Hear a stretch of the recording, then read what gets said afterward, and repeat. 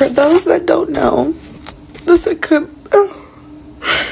Supreme Court ruled Monday for the Trump administration and agreed U.S. immigration agents may stop and detain anyone they suspect in the U.S. illegally based on little more than working at a gas station, at a restaurant, at a car wash, speaking Spanish, or having brown skin. That is all they need. If you speak Spanish or have brown skin, you are in danger. My family's in danger. And we have to step up. We have to be the change. We have to spread the word. Make sure to keep your family as safe as you can. Let them be informed. And that's the best that we can do. But, yep. The Supreme Court ruled this on Monday for the Trump administration. Do you have your passport? Somewhere. Can I see your passport, please? Do you have your visa? I don't need a visa, sir. I am a U.S. citizen. When did you become a U.S. citizen? When? 2006. Okay. Well, do you have your passport?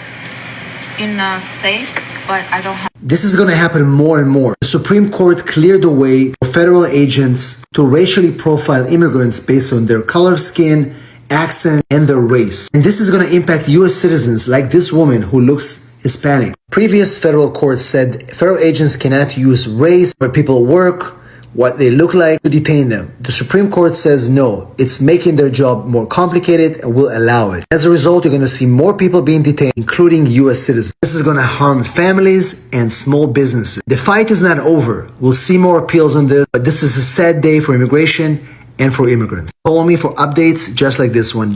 This new immigration policy that Supreme Court has just approved is by far the most awaited news ICE agents are waiting for, because these people are going to be more brutal. I'm telling you, I hope you know what it is, and you know what it means, right? It means that if you're speaking like me and you're in America, if you have my color and you're in America, even if you're a citizen, you're going to be taken to the detention and locked up until they are done checking everything about you and confirm your citizenship before you'll be out. Yes, that is what it means, right? And it targets more of Hispanics and Spanish. Honestly, they are crying because, those people, they can hardly assimilate with people's accents, because they are saying they are going everywhere. They're going to workplaces, they're going to fuel stations, they are going to schools. The rate this time around is about to get crazy. I know this thing is going to cause a lot of problems because most people don't have the American accent. It's getting crazy. It's getting crazy. Let's watch these videos and I'll be back.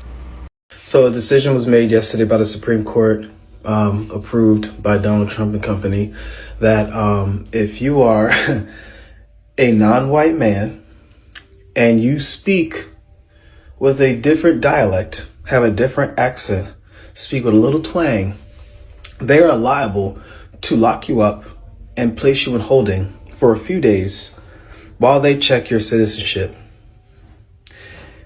If you happen to be a legal citizen, you get let go. Problem is, most jobs, if you go no contact with your job and you don't report that you went, took a break, got locked up, whatever the case may be, they are liable to fire you.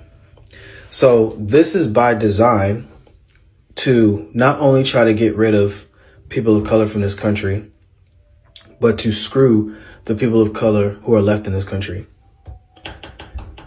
And you guys said that ICE and Trump and all that is not about race. And y'all keep mentioning Obama, like leftists keep mentioning Obama for some weird reason. I don't know why. Because Obama wasn't doing this. Biden wasn't doing this. This is racism. Don't matter if you're Asian, Mexican, Pacific Islander, Haitian, Jamaican, don't matter. You speak with an accent and you ain't white, you're screwed. Mind you, this is what he's able to pull off the first 10 months in his second term as president. We didn't even hit the halfway marker yet. So I hope everybody who voted for him and didn't vote at all or voted third party, I hope y'all got what y'all wanted. So the Supreme Court just ruled that immigration enforcement can use race as a factor to go after people for deportation. This same Supreme Court 2 years ago ruled that you cannot use race as a factor to promote diversity in college admissions. So we can use race as a factor to target people for deportation, but we can't use race to promote diversity in colleges. So basically the Supreme Court is doing whatever Donald Trump tells the Supreme Court to do. There's also a case that's going to be heard by the Supreme Court in October in regards to the Voting Rights Act, where a group is trying to ban the use of race in redistricting. So when they draw up these voting maps, they can draw lines through minority strongholds and take away their voting power. So it'll be interesting to see how the Supreme Court rules on that use of race. But it seems pretty obvious how they're going to rule. We're going to see a new generation of Spanish-speaking Latina parents who are going to choose not to teach their children Spanish because of things like this. They will do it as a measure of precaution. They will do it out of fear. They will do it because they don't know what else to do. And I know that I'm going to get comments about, well, I'm still going to teach my children Spanish. Good for you. I'm still going to do it too. Heck, I'm a Spanish professor. My job is to speak Spanish. But what I want you to understand is that stuff like this has been happening in this country for decades. And countless Spanish-speaking families have been forced to assimilate. But this is the context that I'm referring to whenever I jump on this app and tell you all why you shouldn't be making fun of the no sabo kids or those who might look like they speak Spanish, but they don't. Because there is a history of this in this country. Students were hit back in the day in schools for speaking Spanish. Now you can be detained by immigration enforcement. This is going to have consequences for generations to come. And I'm gonna say this in Spanish, que chingue a su puta perra madre ese pinche perro naranja y todos los pinches cabrones que pendejos que votaron por él. Yesterday, the Supreme Court granted a stay of injunction towards immigration enforcement, claiming that the following factors, in combination or simply by themselves, justify reasonable suspicion of questionable citizenship status. These factors include presence at particular locations such as bus stops, car washes, day labor pickup sites, agricultural sites, and the like, the type of work one does, speaking Spanish or speaking English with an accent, and apparent race or ethnicity. According to Supreme Court Justice Kavanaugh, the government contends that the injunction will substantially hamper its efforts to enforce the immigration laws in the Los Angeles area. What does this mean? It means essentially that if immigration cannot racially profile people, then they can't do their job. This is ridiculous. You can't determine that someone is reasonably suspicious of being a non-citizen based off of their apparent race or ethnicity, nor from the language that they speak or the accent that they have. Let me provide an example. If someone speaks a language that you don't understand, that does not constitute reasonable suspicion that they're not from the United States. You could arrest someone because they sound foreign, only to find out that they're a native Gullah speaker. Gullah is a Creole that originates in the United States with African roots. It's where we get words like bussin', tote, gumbo, kumbaya. You know who's a native Gullah speaker? Supreme Court Justice Clarence Thomas, who voted in favor of this decision. That's the frustrating thing. The reason why we don't profile people based off of their race and ethnicity and the language that they speak is because it is not an accurate assessment as to whether or not someone's a citizen. Already, we've had 15 members of the Navajo Nation in Arizona and New Mexico being detained and questioned by ICE. We've had 3 members of the Sisseton Wahpeton Oyate tribe being detained without cause despite the fact that they presented IDs. And yet, Kavanaugh is claiming here that there isn't significant standing nor concern about using race as an effective metric for determining whether or not someone is suspicious of being a non-citizen. Later on in his concurrence, Kavanaugh says here, to be clear, apparent ethnicity alone cannot furnish reasonable suspicion. Under this court's case law regarding immigration stops, however, it can be a relevant factor when considered along with other salient factors. Under this court's precedents, not to mention common sense, I hate that phrase in legal discourse, it's incredibly subjective, those circumstances taken together can constitute at least reasonable suspicion of a legal presence in the United States. Kavanaugh is saying here that race and ethnicity is a factor when determining how suspicious someone is. That is racial profiling. That is racism. In the United States, we do have a problem that is endemic where we associate trustworthiness with skin tone. It is something that can be seen over and over again. It is often very intuitive and implicit, and people don't realize that they're applying that metric. You can go to other countries, certain parts of East Asia, and you'd be surprised how that mentality reality is not there. It is like night and day. It's very different. But here, Kavanaugh is saying that race and ethnicity can be a relevant factor, that the language that you're speaking can be a relevant factor when determining reasonable suspicion. That is racial profiling. That is racism. Later in his concurrence, Kavanaugh says something incredibly idealistic in my opinion, claiming that there isn't anything to worry about regarding immigration enforcement. Moreover, as for stops for those individuals who are legally in the country, the questioning in those circumstances is typically brief, and those individuals may promptly go free after making clear to the immigration officers that they are U.S. citizens or otherwise legally in the United States. However, in the dissent by Justice Sotomayor, she highlights several anecdotes of that very clearly not being the case, such as the case of Jorge Viramontes. On one occasion, an agent questioned Viramontes, asking if he is a citizen and requesting that he show his ID. Viramontes replied that he is a dual U.S. and Mexican citizen and supplied his California driver's license. The agent said the ID was insufficient, grabbed his arm, escorted him to a vehicle, and drove him to a warehouse area for further questioning. In Glendale, nearly a dozen masked agents with guns jumped out of cars at a Home Depot and began chasing and tackling Latino day laborers without identifying themselves as ICE or police, asking questions, or saying anything else. In downtown Los Angeles, agents jumped out of a van, rushed up to a tamale vendor, surrounded him, and handled him violently, all without asking any questions. On a broader scale, however, how many U.S. citizens have been unlawfully arrested, detained, or deported by ICE this year?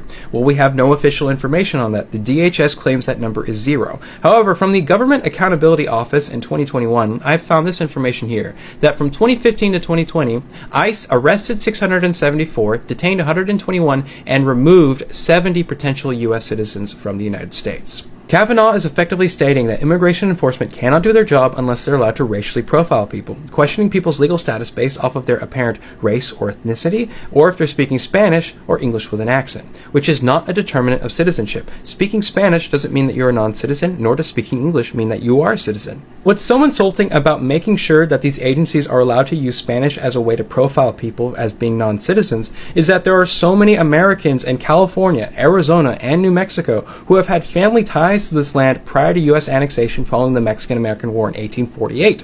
There are people who have been here longer than the English speakers, and yet they are the ones being questioned about their citizenship status. Now, this case is still pending appeal in the Ninth Circuit, but it is really unnecessary for the Supreme Court to grant a stay of injunction. It is an act of injustice, and there are reasons why we don't allow for racial profiling when it comes to law enforcement in this country. A new court decision says you can now be locked up with no chance of bond. If you enter the United States without inspection, you have no visa stamp. No matter where you're caught, no matter how long you've been in the United States, the rule used to just apply at the border. If you were caught at the border, you're held in detention, no bond. But now, even if you crossed 20 years ago, and even if you're a single mom, you have a family to support, if you're undocumented, no entry documents, you're being held. So what are your options? 1, stay locked up for months or maybe years, fight your case. 2, give up and self-deport, which is the whole idea behind this policy. They want you to just give up and go. Or 3, file a habeas corpus petition directly in federal court that you're being held unlawfully. Habeas corpus means bring the prisoner forward. And if done right, you would have the possibility of being released within days or a week or so, because only a federal judge would be able to force the government to release you. But make sure you find a good attorney who knows how to file a habeas corpus petition effectively.